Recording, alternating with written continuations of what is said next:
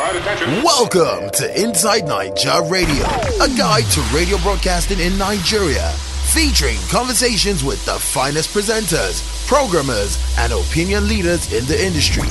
Here's your host, on-air personality and project manager, Zibi.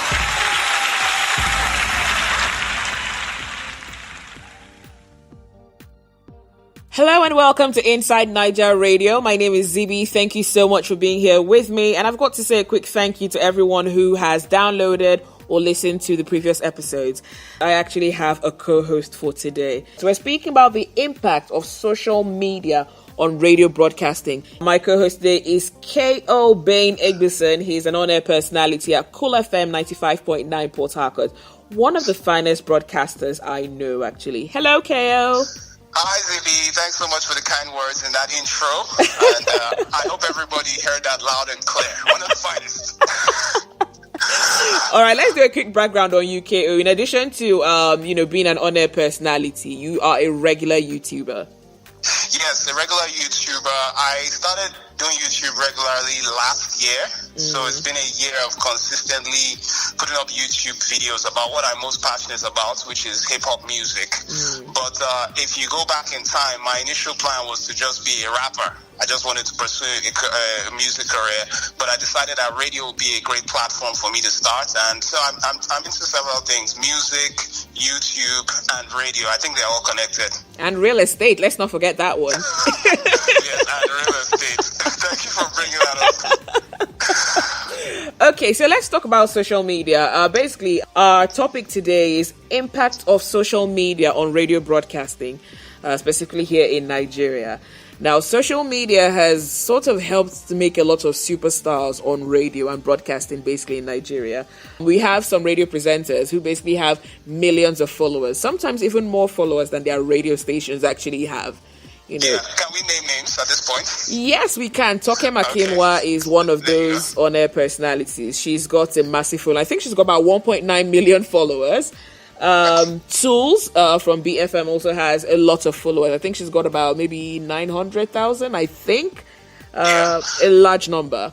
Here's the thing. I feel like the way radio stations, the way the internet has made some people stars, people on radio, is the same way it has negatively affected certain people's careers. Okay. Those who didn't adapt to this new thing called social media are now sort of irrelevant, because for me, I've been listening to radio for many years, right, and I can think of some names. I won't want to mention those names. No, don't. I won't, but one of the reasons why people are not talking about some of those broadcasters is because they weren't following this whole trend of social media. They go and develop a YouTube channel.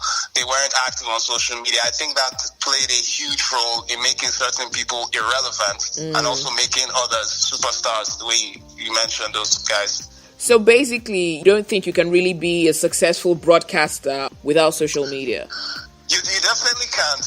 And one other thing about this social media thing, because I feel like back in the day was sort of easier in a sense. In one way, it was easier for a broadcaster to be very relevant because a lot of people didn't have the smartphone with access to information the way they do now. So the broadcaster was the one who had the desktop in front of them, the desktop computer, and they could just go to Google, read up about Ludacris, and say something that, we didn't know because we didn't have a smartphone. But now everybody already has the information. Everybody has that information. So you have to do something extra to remain relevant. Where, to me, social media becomes a plus is for those of us who are working in cities where there isn't that much of a huge population.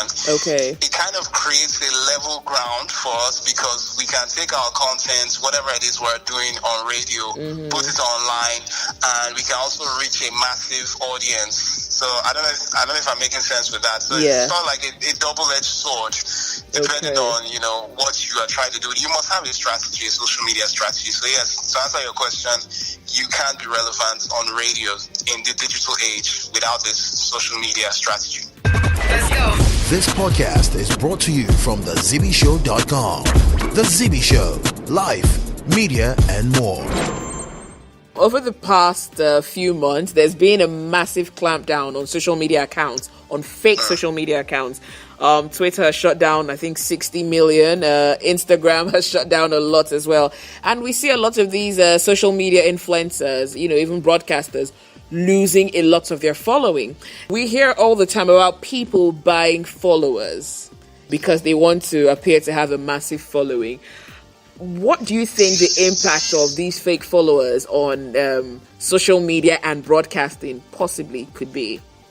I think people are becoming wiser to the whole game of buying followers, because even today someone posted a comment about a certain celebrity, and they were doing the statistics of how if you have 4 million followers and you post something online, you should get at least, let's say, a certain amount of likes. Yeah, at least 10%. Of your followers, yeah. So I think in the past, people were able to deceive people or get away with just having fake followers. But now, as people are becoming more knowledgeable, people are coming to understand everything better. Over time, if you're a fraud, people will know. A fraud? Or if you have fake followers, everybody will know. So it's not a good idea right now. Everybody's becoming smarter.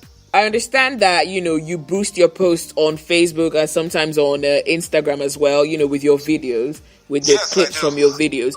And I recall there was a time, some person said something, like, why are you going to be boosting your videos on social media? Do you think boosting videos on social media is sort of almost on the same level as buying followers? So the analogy I'll use is every brand, big name brand that is on social media is advertising. They are boosting their stuff. If you believe in the product, whatever it is that you are selling, right, you put money behind it because you want it to reach a wider audience. It's as simple as that. And to me, the whole idea of putting your videos out there for people to see, personally, it came from the Breakfast Club. That's Power 105's Breakfast Club. The famous show. Yes, Charlemagne the God, DJ Envy, and Angela Yee. The way I look at them is, in my opinion, they're not the best broadcasters in the world, but they mastered the whole YouTube game very quickly. They were consistently putting up these videos from their shows, the interviews from their shows consistently. Right. And that was how they were able to dominate the internet essentially and become as big as they are. So my own strategy for boosting stuff, because I know YouTube is really tough to break into these days. So I had to look at all the alternative, Facebook and Instagram, put some money behind it, and just ensure that more people see the content. That's it. If the content is whack, people are free to comment. They can make fun of me, diss me and say, oh, this guy's talking crap. So in no way is it the same thing as buying followers. Okay, I remember, one of your episodes on YouTube where you spoke about Black Panther. You did get a lot of hate, especially from African Americans. Yes. That was that moment was really a big deal for me, because back to the whole thing of, you doing your job in a place where the population isn't that high. Right. And, you feel like there's certain things you can't really talk about. And maybe people wouldn't really connect, or certain things won't resonate with people. It was really amazing because I was talking about Black Panther, and if I were talking about it on the radio show in Port Harcourt, I wouldn't get that many different opinions from people. But because it was on the internet, because it was on YouTube, African Americans were now part of the whole conversation. So the thing just went to a different level, because we now got into this debate about the disconnect between Africans and African Americans, which I could never have had if I were just presenting my show on the radio in Port Harcourt. Wow. Let's go. This podcast is brought to you from thezibishow.com. The Zibi Show, life, media, and more. So that basically shows the reach of putting your work out there. I mean, you're in Port Harcourt. The same thing happened when I did an episode about Star Wars, and that was the one that blew me away the most, because when I talk about Star Wars, even amongst people who follow movies in Nigeria, it's like you're speaking a foreign language. Nobody's into it. But I had a perspective on the Star Wars movie that I wanted to share. I put it out there, and the next thing I know, people in America are commenting saying they agree with what I'm saying. Wow. And at times, as broadcasters, we don't really believe we're as good as we are. We have our insecurities. Right. So putting it out there on social media is a way of even, just gauging how good you are at communicating to people in a different country and seeing whether they can connect and whether your message is relevant, whether you have anything to say. So it's something everybody needs to do. That's amazing, because this basically took me back to, when I was thinking of bringing back the second season of Nigeria Untold, my podcast. And I got a message from some, random American Caucasian. And he sent me a message telling me how much he enjoyed the podcast. And when you're putting this content out there, sometimes you don't even see how valuable it will be to someone else on the other side of the world. So you're right. I think maybe sometimes we don't believe we're as good as we really are. Yeah, it's a good way to find out just how good you are. That is true. Now let's go back to speaking about social media. Do you think social media poses a threat to traditional radio? It does if radio stations are not using social media. It's the end of any radio station that is not using social media. But if you're using it, it's actually going to enhance what you are doing. The Breakfast Club, the example I like to refer to Breakfast Club, is sort of like a TV show, even though it's just radio now. Right. So that's a perfect example. They're doing their thing on Instagram, they're doing their thing on Twitter. Everything is very strategic. If any radio station or broadcaster isn't, social media is going to be a downfall. So, because there are a lot of radio presenters, a lot of radio stations who don't care too much for social media, but they seem to be flourishing still. How's that working? Well, right now, I can't think of many of them, but here's another thing to consider. We live in a world where anybody can be a broadcaster. Right now, if you want to, you can open a YouTube channel, you can create a podcast. So everything is becoming way more competitive. There's a lot of competition out there. You can see a 16-year-old in whatever part of the world who is an influencer on YouTube. Right. And that person didn't have to go to any broadcasting academy, and they're doing their thing. So it is a threat. When you look at it like that, it is definitely a threat. Maybe it'll take a while, but those people who are ignoring it, at some point, they have to do something about the social media thing. Okay, so what is your strategy for building up your social media following? Speaking about social media, there's social media on the part of the radio stations, and then, of course, social media on the part of the radio presenter individually, building an individual brand. Do you have a strategy for building like an individual brand? And I related to that's why the whole concept of buying followers to me doesn't make any sense. For me, my personal strategy is simple. I create content that is centered around the things that I'm passionate about as a broadcaster. I love hip-hop music, so I create content that is related to hip-hop music. Sometimes, even if it is not my own content that I'm creating, the stuff that I'm sharing is all about hip-hop, and then I'm commenting on it. So people who are following me for whatever reason, they already know that is my thing. And on social media, I'm constantly reminding them that, I'm following the latest story about Drake, I'm following the latest story about that hip-hop album, I'm sharing the articles, the content. Then, if the creative juices are flowing, my YouTube channel episode, I will give, an extensive breakdown, my opinion on the subject matter. And the beauty of social media is that, we're not following the rules of the NBC on social media. I can be very opinionated on social media, while on the radio station, I'm trying to be PC. So I'm actually giving whoever it is that is following me a side of me that they may not see on the radio. That sort of thing. So it's just perfect to spice things up. Let's go. This podcast is brought to you from thezibishow.com. The Zibi Show, life, media, and more.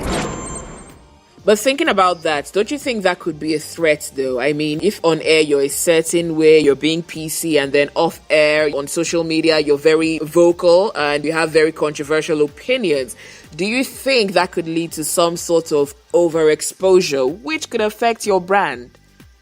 I think you have to balance it. There are times when on radio where we tactfully say that we cannot talk about certain things because we are on radio. You know, we make it clear. So I believe listeners understand that radio, you know, the rules on radio are different from the rules on the internet. I've seen a broadcaster, for instance, use profanity on social media.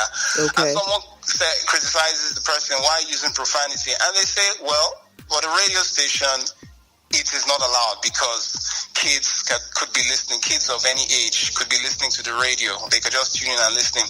But there's an age restriction for social media platforms, for YouTube, for Twitter. So based on that, I can be like a certain way on social media. I can use words on social media that I can't use on the radio. So yeah, people should understand this, and you know, we talk about these things regularly, so they'll definitely know that that's why you're a bit different on the radio from the way you are on social media. Speaking with King KO, who is my co-host for today, on-air personality at Cool FM 95.9 Port Harcourt. KO, have you got any last words? Yeah, for all those broadcasters out there who say, you know, they don't want to put their business out there, they are not really interested in this social media thing, I would say that I was once like that. Basically, the way I started to see it is, if you can reach 10 people in wherever you reside, with social media you can reach 10 times that amount. And if what you are saying is something that you feel more people should hear, then you owe it to the world to share it with more people. And if social media gives you that opportunity, go ahead and do it. One other thing that blows me away is when we have broadcasters coming from cities that are not that populated in Nigeria. And we're blown away by how talented they are. I'm thinking to myself, wow, this guy was in this small town and nobody knew who he was, and then he came here. He has a wider audience, but with social media it's kind of like a level playing field. So it's unfair for only a certain group of people to just be dominating the industry because of their location. Right now you have social media, use it to your advantage, reach more people so that you shine. You are paid what you are worth. You are respected for how good you are, and people don't look down on you because of your location. So it is creating a level playing field for broadcasters globally. So there's no reason why you cannot compete with even the almighty Breakfast Club if you have that effective social media strategy. All right, KO, this has been fun, but you know what? We are going to do this again. I think social media is so broad and there's so much we can talk about. If you'd like to get more details on King KO, you should check out his YouTube page. It's King KO. I can authoritatively say this. He is Nigeria's only hip-hop YouTuber. So check that out on YouTube. All links will be up on the website, www.thezibishow.com. See you next week. Thank you for listening to Inside Niger Radio. Please subscribe and leave a review on iTunes and Apple Podcasts, Spreaker, TuneIn, YouTube, and anywhere you get your podcasts. For all links and contact information, please visit thezibishow.com.